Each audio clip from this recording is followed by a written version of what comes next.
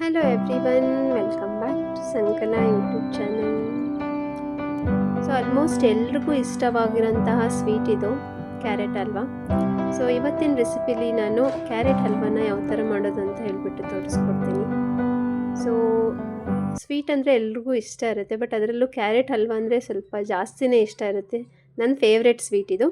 So ಯಾವ ಥರ ಮಾಡೋದು ಅಂತ ನೋಡ್ಕೊಳ್ಳೋಣ ಬನ್ನಿ.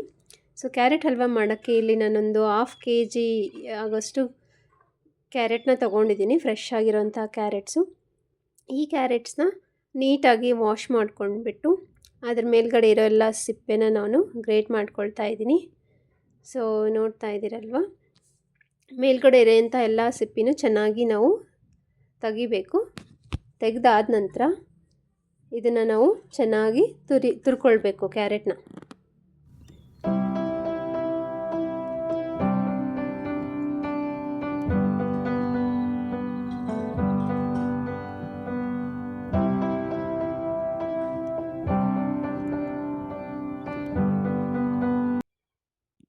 ಸೊ ಇವಾಗ ಎಲ್ಲ ಕ್ಯಾರೆಟ್ಸ್ದು ಚೆನ್ನಾಗಿ ಸಿಪ್ಪೆನ ತೆಗೆದಾಯಿತು. ಆ ಕ್ಯಾರೆಟ್ನ ನಾವು ಚೆನ್ನಾಗಿ ತುರಿಬೇಕು. ಮೇಲ್ಗಡೆ ಸಿಪ್ಪೆ ಎಲ್ಲ ತೆಗೆದಾಯಿತು. ನಾನಿವಾಗ ಕ್ಯಾರೆಟ್ನ ಚೆನ್ನಾಗಿ ತುರ್ಕೊಳ್ತಾ ಇದ್ದೀನಿ. ಚಿಕ್ಕದಾಗಿರೋಂತಹ ಪ್ಲೇಟಲ್ಲಿ ನಾನು ಕ್ಯಾರೆಟ್ನ ತುರಿತಾ ಇದ್ದೀನಿ. ಸೊ ಕ್ಯಾರೆಟ್ ಹಲ್ವಾ ತುಂಬಾ ಚೆನ್ನಾಗಿರುತ್ತೆ ತಿನ್ನೋಕ್ಕೆ. ಆಮೇಲೆ ಇದನ್ನ ಸ್ವಲ್ಪ ದಿನ ಸ್ಟೋರ್ ಮಾಡಿಬಿಟ್ಟು ಸಹ ನಾವು ತಿನ್ಬೋದು. ಕ್ಯಾರೆಟ್ ಹಲ್ವಾ ಮಾಡೋದು ತುಂಬ ಅಂದರೆ ತುಂಬಾ ಸುಲಭ. ಯಾವ ಥರ ಮಾಡೋದು ಅಂತ ಹೇಳಿಬಿಟ್ಟು ಈ ವಿಡಿಯೋಲ್ಲಿ ತೋರಿಸ್ಕೊಡ್ತೀನಿ. ಸೊ ಯಾವ್ಯಾವ ಥರ ನೀವು ಕ್ಯಾರೆಟ್ ಹಲ್ವಾನ ಮಾಡ್ತೀರ ಅಂತ ಹೇಳಿಬಿಟ್ಟು ಕಮೆಂಟ್ ಸೆಕ್ಷನಲ್ಲಿ ಮೆನ್ಷನ್ ಮಾಡಿ. ಸೊ ನಾನು ಮಾಡ್ತಿರೋಂತಹ ಕ್ಯಾರೆಟ್ ಹಲ್ವಾ ಯಾವ ಥರ ಅಂತ ತೋರಿಸ್ತೀನಿ. ಸೊ ಇವಾಗ ಎಲ್ಲ ಕ್ಯಾರೆಟ್ಸು ಚೆನ್ನಾಗಿ ತುರಿದಿರೋದಾಯಿತು. ನೋಡ್ತಾ ಇದ್ದೀರಲ್ವ ಎಷ್ಟು ಚೆನ್ನಾಗಿ ತುರಿದಿರೋಂತಹ ಕ್ಯಾರೆಟ್ ಹಲ್ವಾ ಕಾಣಿಸ್ತಾ ಇದೆ ಅಂತ ಹೇಳಿಬಿಟ್ಟು. ಸೊ ಈ ತುರಿದಿರೋ ಕ್ಯಾರೆಟ್ನ ನಾನಿವಾಗ ಹಲ್ವಾ ಮಾಡೋಕ್ಕೆ ರೆಡಿ ಮಾಡ್ಕೊಳ್ತಾ ಇದ್ದೀನಿ. ಹಲ್ವಾ ಮಾಡೋಕ್ಕೆ ನಾನಿಲ್ಲಿ ಸ್ಟವ್ನ ಆನ್ ಮಾಡಿಬಿಟ್ಟು ಅದ್ರ ಮೇಲೆ ಒಂದು ಪ್ಯಾನ್ನ ಇಟ್ಕೊಳ್ತಾ ಇದ್ದೀನಿ.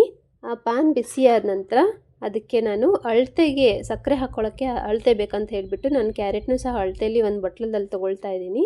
ಇಲ್ಲಿ ನೋಡ್ತಾ ಇರ್ಬೋದು, ನಾನು ತುರಿದಿರೋಂಥ ಕ್ಯಾರೆಟ್ ನನಗೆ ಇಲ್ಲಿ ಟೋಟಲಾಗಿ 4 ಕಪ್ಪು ಕ್ಯಾರೆಟ್ ಆಯಿತು. 4 ಬಟ್ಲು ಕ್ಯಾರೆಟ್ಗೆ ನಾವು 1 ಕಪ್ ಆಗೋಷ್ಟು ಸಕ್ಕರೆನ ಹಾಕ್ಕೊಳ್ಬೇಕು. ಅದರ ಸಲುವಾಗಿ ಯಾವತ್ತೂ ಕ್ಯಾರೆಟ್ ತುರಿದಾದ ನಂತರ ಅದನ್ನು ಅಳತೆಯಲ್ಲಿ ತೊಗೊಳ್ಬೇಕು. ನಾನಿಲ್ಲಿ ಕ್ಯಾರೆಟ್ನ ಮೀಡಿಯಮ್ ಫ್ಲೇಮ್ ಇಟ್ಬಿಟ್ಟು ಮೀಡಿಯಮ್ ಫ್ಲೇಮ್ ಇಟ್ಕೊಂಡ್ಬಿಟ್ಟು ಚೆನ್ನಾಗಿ ಹುರ್ಕೊಳ್ತಾ ಇದ್ದೀನಿ. ಇದಕ್ಕೆ ಒಂದು ಸ್ವಲ್ಪ ತುಪ್ಪನ ಆ್ಯಡ್ ಮಾಡಿಬಿಟ್ಟು ಅದರದ್ದು ಹಸಿ ವಾಸನೆ ಎಲ್ಲ ಹೋಗೋ ಥರ ನಾವು ಸ್ವಲ್ಪ ಹೊತ್ತು ಫ್ರೈ ಮಾಡಬೇಕು. ಒಂದು 2 to 3 ಮಿನಿಟ್ಸ್ ಆದರೂ ನಾವು ಚೆನ್ನಾಗಿ ಫ್ರೈ ಮಾಡ್ಕೊಳ್ಬೇಕು. ಸೊ ನೋಡ್ತಾ ಇದ್ದೀರಲ್ವ, ಕ್ಯಾರೆಟ್ದು ಹಸಿ ವಾಸನೆ ಆಲ್ಮೋಸ್ಟ್ ಇವಾಗ ಹೋಗಿದೆ. ಸೊ ಈ ಹಸಿ ವಾಸನೆ ಎಲ್ಲ ಹೋಗಿರೋಂಥ ಕ್ಯಾರೆಟ್ಗೆ ನಾವು ಹಾಲನ್ನ ಮಿಕ್ಸ್ ಮಾಡ್ಕೊಳ್ಬೇಕು. ಹಾಲು ಹಾಕ್ಕೊಳ್ಬೇಕಾದ್ರೂ ನೀವು ಅಳತೆ ಪ್ರಕಾರನೂ ಹಾಕ್ಕೊಳ್ಬೋದು. ನಾನಿಲ್ಲಿ 4 ಕಪ್ ಆಗೋಷ್ಟು ಆಲ್ಮೋಸ್ಟ್ ಒಂದು 1/2 ಲೀಟರ್ ಹಾಲನ್ನ ತೊಗೊಂಡಿದ್ದೆ. ಆ 1/2 ಲೀಟರ್ ಹಾಲನ್ನ 4 ಕಪ್ ಆಗೋಷ್ಟು ತುರಿದಿರೋಂಥ ಕ್ಯಾರೆಟ್ಗೆ ಹಾಕ್ಕೊಳ್ತಾ ಇದ್ದೀನಿ. ಹಾಲು ಹಾಕಿದ ನಂತರ ಇದಕ್ಕೆ ನಾವು ಆಲ್ಮೋಸ್ಟ್ 1/4 ಗಂಟೆ ಅಥವಾ 20 ನಿಮಿಷ ಆಗೋಷ್ಟು ನಾವು ಚೆನ್ನಾಗಿ ಬೇಯಿಸ್ಕೊಳ್ಬೇಕು ಹಾಲೊಳಗಡೆ ತುರಿದಿರೋಂಥ ಕ್ಯಾರೆಟ್ನ. ಬಿಕಾಸ್ ನಾವು ಹಾಲು ಜೊತೆ ಕ್ಯಾರೆಟ್ ಚೆನ್ನಾಗಿ ಬೇಯಿಸ್ಕೊಂಡಾಗ ಅದು ಹಾಲಿನ ಅಂಶ ಎಲ್ಲ ಚೆನ್ನಾಗಿ ಹೀರ್ಕೊಳ್ಬೇಕು. ಇಲ್ಲಿ ನೋಡ್ತಾ ಇದ್ದೀರಲ್ವ, ಹಾಲು ಚೆನ್ನಾಗಿ ಹೀರ್ಕೊಂಡ್ಬಿಟ್ಟು ಹಾಲಿನ ಅಂಶ ಎಲ್ಲ ಬೆರ್ತಾಗಿದೆ. ಈ ಕನ್ಸಿಸ್ಟೆನ್ಸಿಲಿ ಬಂದ ಮೇಲೆ ಇದಕ್ಕೆ ನಾವು ಸಕ್ಕರೆನ ಆ್ಯಡ್ ಮಾಡಬೇಕು. ಸೊ ನಾನು ಮುಂಚೆನೇ ಹೇಳ್ದಂಗೆ 4 ಕಪ್ಪು ತುರಿದಿರೋಂಥ ಕ್ಯಾರೆಟ್ಗೆ 1 ಕಪ್ ಆಗೋಷ್ಟು ಸಕ್ಕರೆನ ಆ್ಯಡ್ ಮಾಡ್ಕೊಳ್ತಿದ್ದೀನಿ. ನಿಮಗೆ ಬೇಸ್ಡ್ ಆನ್ ಸಕ್ಕರೆ ಜಾಸ್ತಿ ತಿಂದಿದ್ರೆ ನೀವು ಜಾಸ್ತಿನೂ ಆ್ಯಡ್ ಮಾಡ್ಕೊಳ್ಬೋದು. ಸೊ 1 ಕಪ್ ಸಕ್ಕರೆ ಹಾಕಿದ ನಂತರ ಲೋ ಫ್ಲೇಮ್ ಇಟ್ಬಿಟ್ಟು ಚೆನ್ನಾಗಿ ನಾವು ಸ್ಪೂನಿಂದ ಕಲಿಸ್ಕೊಳ್ಬೇಕು. ಸೊ ನೋಡ್ತಾ ಇದ್ದೀರಲ್ವ, ಸಕ್ಕರೆ ಚೆನ್ನಾಗಿ ಕರಗೋಗಿದೆ. ಇವಾಗ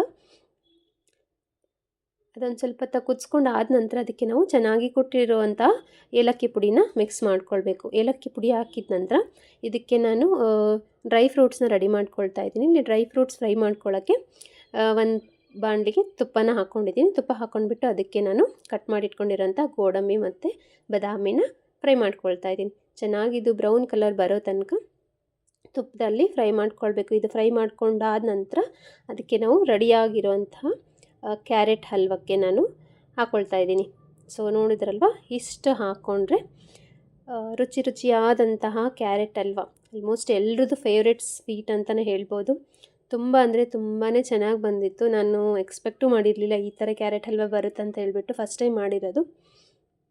ಸೊ ನೋಡಿದ್ರಲ್ವ, ಕ್ಯಾರೆಟ್ ಹಲ್ವಾ ಮಾಡೋದು ತುಂಬಾ ಸುಲಭ.